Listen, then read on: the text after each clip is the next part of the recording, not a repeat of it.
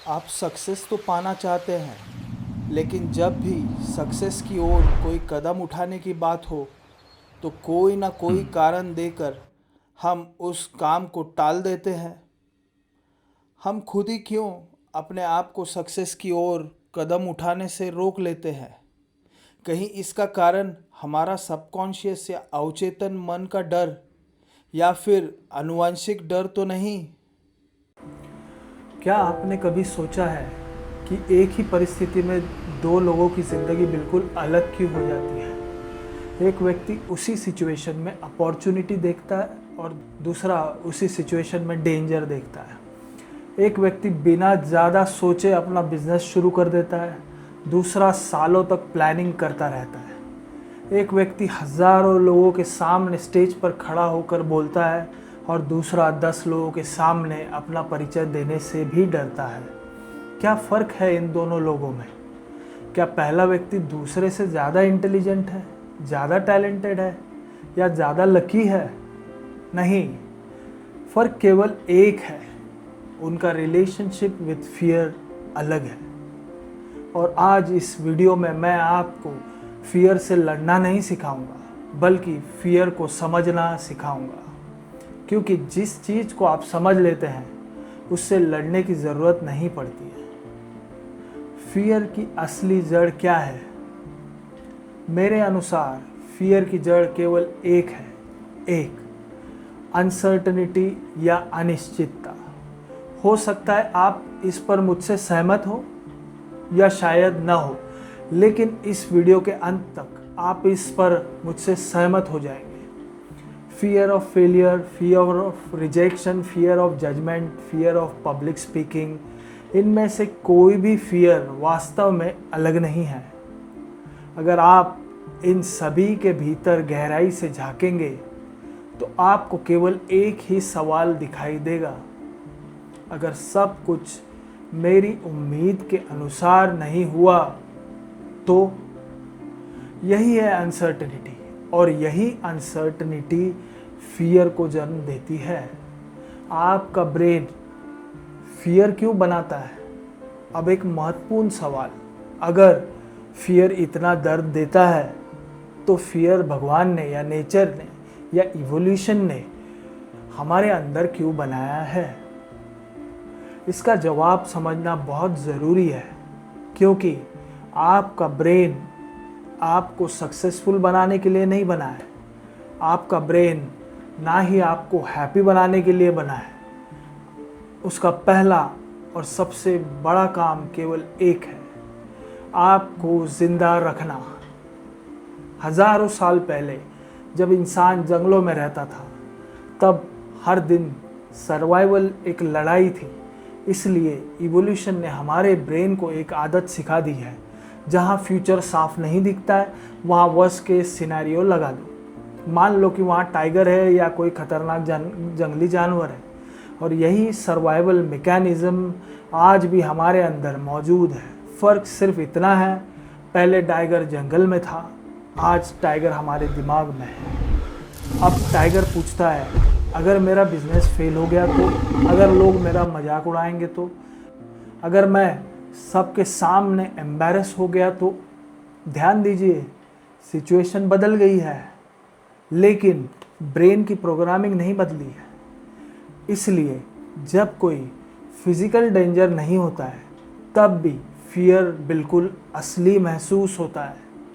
दिल तेज धड़कता है, हाथों में पसीना आता है, सोचने की क्षमता लॉक हो जाती है, थम जाती है, और हम एक्शन लेने की बजाय बिल्कुल स्तब्ध हो जाते हैं, रुक जाते हैं। फियर असल में है क्या?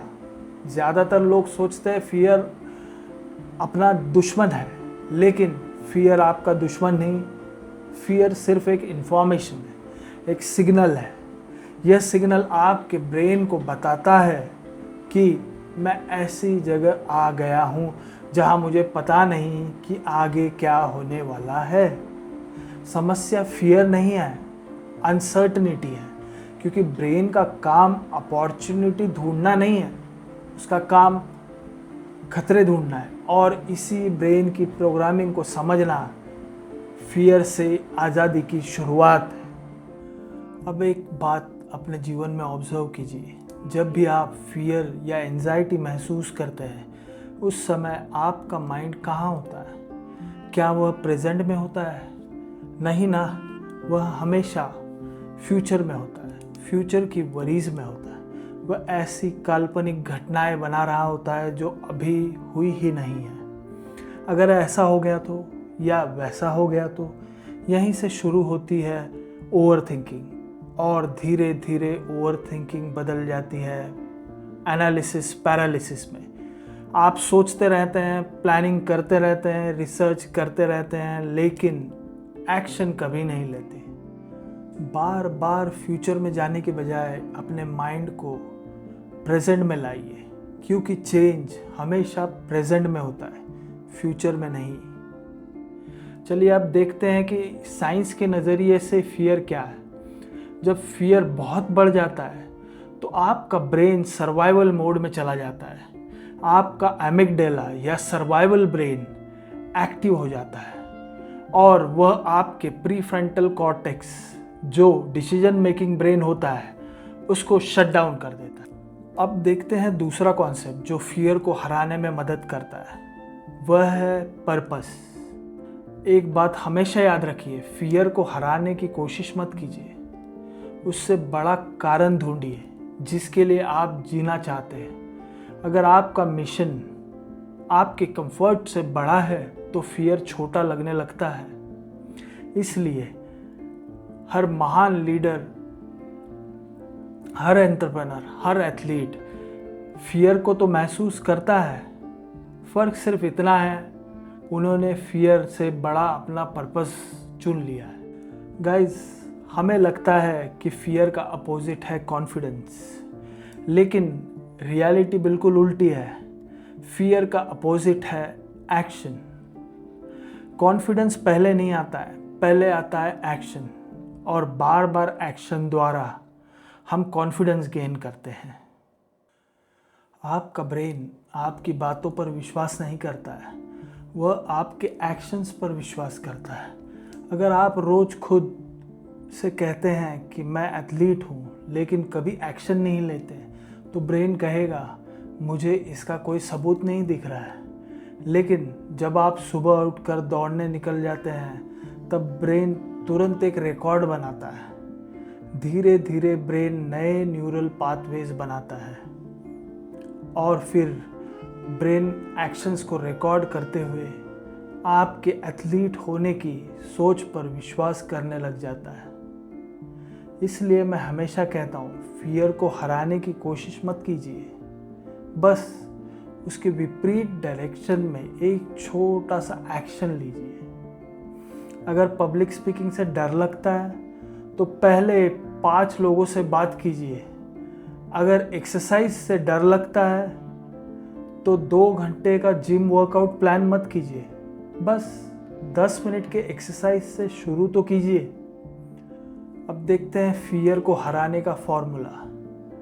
पहले फियर को हटाने के लिए आप एक छोटा सा एक्शन लेते हैं। उस एक्शन से ब्रेन को एविडेंस मिलता है और एविडेंस जाकर कॉन्फिडेंस बनता है, और कॉन्फिडेंस आपको अगले बड़े एक्शन के लिए तैयार करता है। याद रखिए, कॉन्फिडेंस एक्शन का परिणाम है।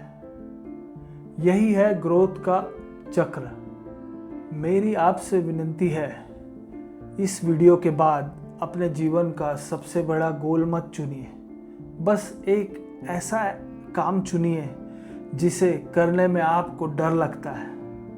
वह सिर्फ एक फ़ोन कॉल हो सकता है, या एक ईमेल हो सकता है, या सिर्फ किसी से पहली बार बात करना हो, और एक्शन लीजिए और उस एक्शन का असर आपकी पूरी ज़िंदगी बदल सकता है।